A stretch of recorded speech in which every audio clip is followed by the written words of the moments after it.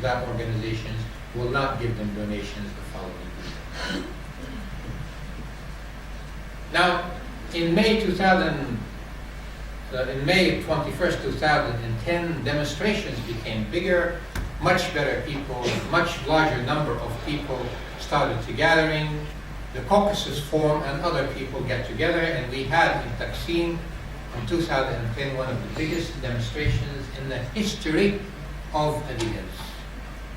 Numbers came out in hundreds, if not thousands, demonstrating in front of the Russian embassy.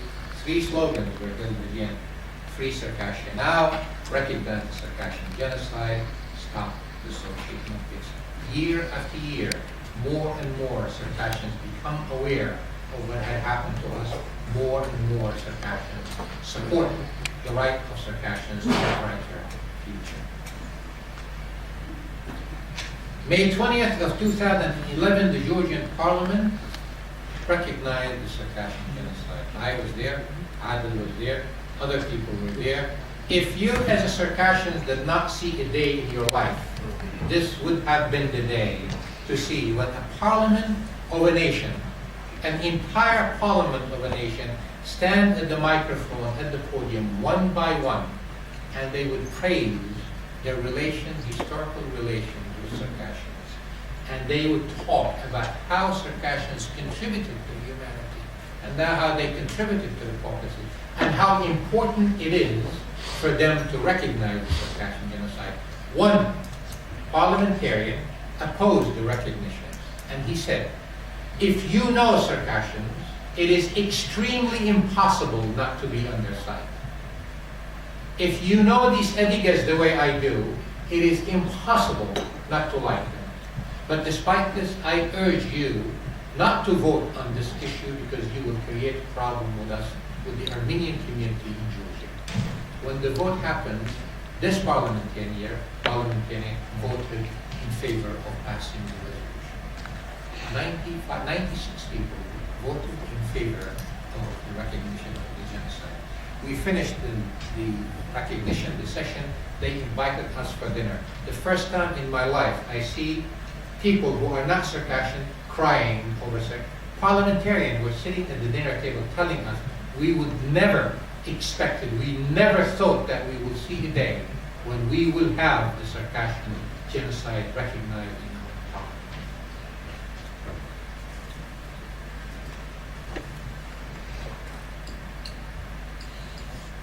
May 24th, 2011, the second day, demonstrations now held all over the world.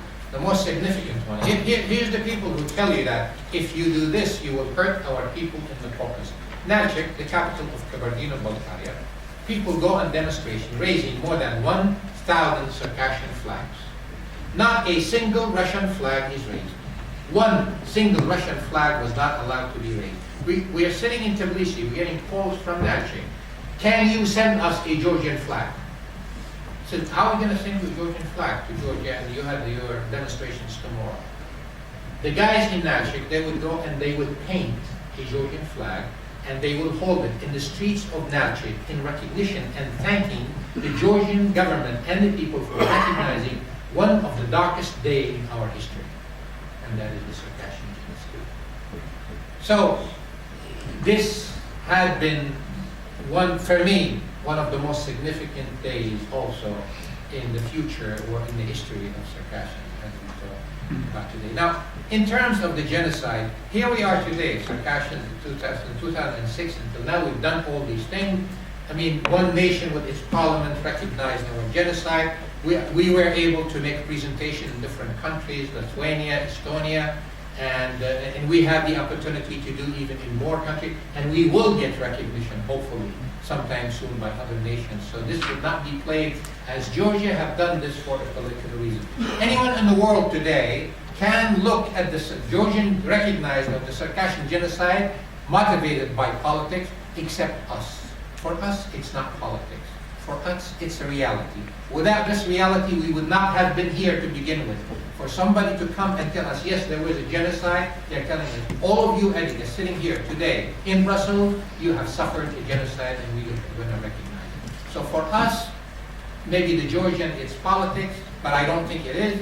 for any other nations, but for us, it's reality, and reality has been met with facts and recognition. And that's what's the most important thing. The worst part of this genocide among Circassian, among us today, that this genocide is continuing. When we talk about our genocide in terms of history, this is not like the Armenian genocide. This is not like the Holocaust.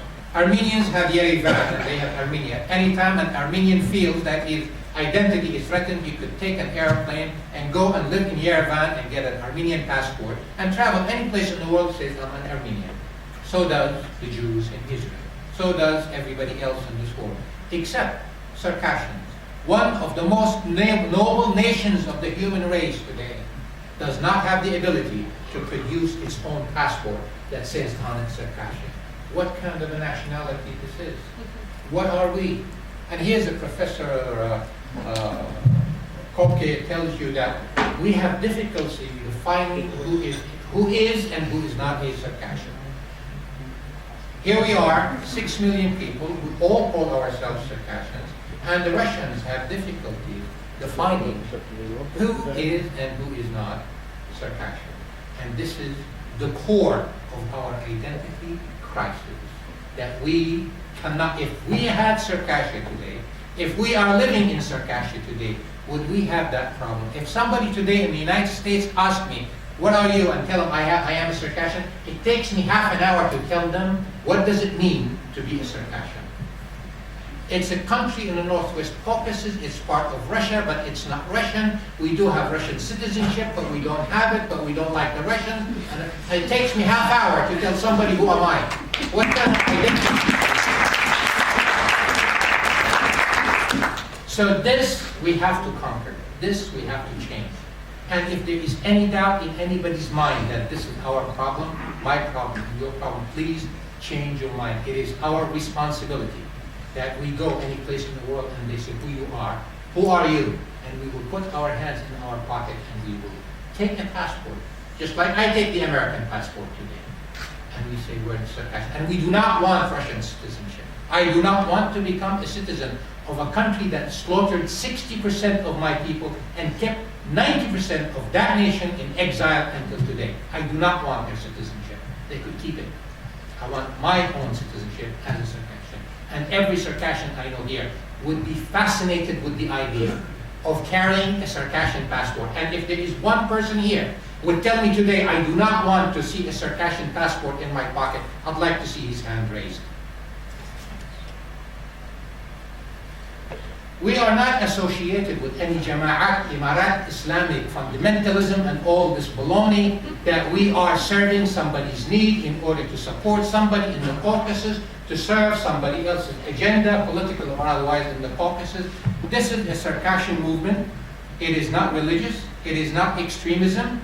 We are not supporting. I have no relation, none whatsoever, nor that I will have a relation with criminals that call themselves Muslims. People who kill people, in my view, whoever they are criminals. And I don't care what religion they follow. But terrorism is a crime, and Circassians will not support crime and criminals. I have been told that in Anatolia, when we were there, that I had met secretly with some Islamic fundamentalist group and coordinated with them. I would not give them a second of my time to sit down and talk to me. And if anyone talked to me, I would tell them, I will take a Circassian stand and nothing else. And this is the purpose of my all activism and my all awareness and everyone associated with me. Notice, and everyone whom I am associated with, I would ask them and demand they would do the same thing. We invite you all as Circassians to stand with us. And if you stand with Circassians today, if you pursue a Circassian cause today, if you advocate Circassian activism, if you make the propaganda for this and publicize it and recruit people to work with us in this sphere, taking a stand in order for a brighter future, I promise you, you will not be sorry. Because the world must see a Circassian nation, and that nation is going to be built by us, you and I and the young people.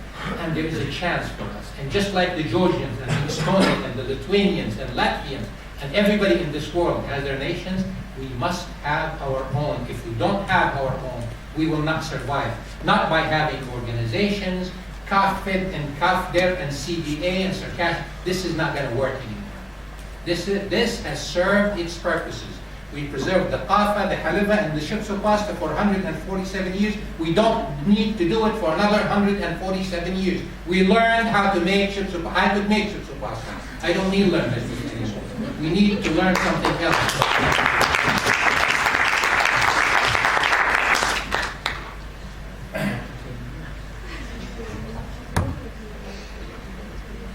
One of the reasons they tell us that had it not been for Georgia, we would not have our documents as Circassian. Circassian have been working, Adil has been working, other Circassian, Ali Barzej, Murad Barzej. The Circassian Congress has been working and collecting documents. We put those documents for you in these CDs. Please take some of them. Check the websites that we have. One of them is CircassianGenocide.com. The other one is CircassianGenocide.info. You will get a record. You will read stories about Circassians and the Circassian genocide. You will never imagine that a human can do to human what they have done to us. And we cannot forget that this was done in Sochi, and we cannot as Circassian, one single Circassian cannot accept the Olympics. The whole entire world can accept the Olympic Games to be held in Sochi, but we as Circassians, not a single one of us, can accept for the Russians to hold the Olympics there. This is the land where Adigas died. If we tell the Russian it's okay if you build a house for us in there, if you build a monument for us in there, if you recognize the genocide, it's okay to hold the genocide in the place where you killed our nation. What kind of logic is this? How would I allow someone who come to my house, stole my backyard, killed my family, buried them in the backyard, 10 years later, he asked me to hold a wedding for his daughter in the backyard over the grave of my father and my mother, if I get invited to the wedding? What kind of logic is this? How could we accept this under any circumstances? We have lived for 149 years, 47 years. Our nation was demised. As we lived in Turkey, in the Middle East, we built capitals. 2 Arab capitals were founded by Circassians. Turkish nationalists know that had it not been for Circassians, the whole entire Turkish probably future would have changed. We've contributed tremendously to the civilized world in every effort. We volunteered, we sacrificed, we served in armies and intelligence forces. We have done our part for every single people who hosted us. Now the time is for us to help each other, to help our nation and to build that future. And we have to become a little bit selfish in this. And we cannot become passive about this, and we have to voice our opinion. So, all this time, with all the people who respected us, and we have earned the respect, and we distinguished ourselves in any country we went to, including the United States of America. If we accept today Russians to hold, they may have the Sochi Olympics in Sochi, but we cannot accept this. If we do accept this, then we really have lost the war with the Russians. And now we really have lost our integrity, and now we really have lost our honor as Circassians, the one that everyone in the world respected us for. So please be very careful. We cannot accept the Sochi Olympics to be held on the land where Circassians were slaughtered. And this is extremely important. Georgia, people tell me why Georgia, and I'm going to conclude on this, and I'm going to tell you. We Circassians, I go to the Iyad Youghar in Istanbul, I go to the Iyad Youghar in Amman, Jordan, I go to the United States, we sit down, and what group of Circassians sit down, every other word is Kafkas, Kafkas, Kafkas, Kafkas. We talk about this all the time, everybody knows this. You go to Georgia, you sit down among the Georgians, you will not understand Georgian language, but every other Georgian word, they say Kafkas too. They do have the same culture we have. They do have a very similar culture to Abkhazia. We do share within many, many aspects of life, whether it's hospitality, generosity, or anything, and we are similar in our culture to them. And we do feel very close to them, and when we went to their country, they welcomed and they received us with open arms, and they have fulfilled every single promise they made to us. So do I trust them? Yes, I do. Has history been changed? Of course, nation changed. The United States dropped a bomb in Japan and Nagasaki, killed 250,000 people. Today, you stand in the United States of America on the street in New York City. You can't. They should reconcile, they should go in peace, but not before the crime is solved. Not before 6 million Circassians have the right to go and repatriate back to the Caucasus as soon as possible.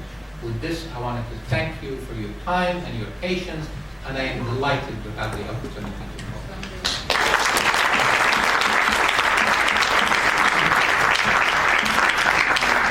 Thank you so much for this really emotional speech. We'll now have a coffee break for 10 minutes. Afterwards, we'll proceed with music, and afterwards, after the final presentations, and we'll move over to the questions and answers session. I think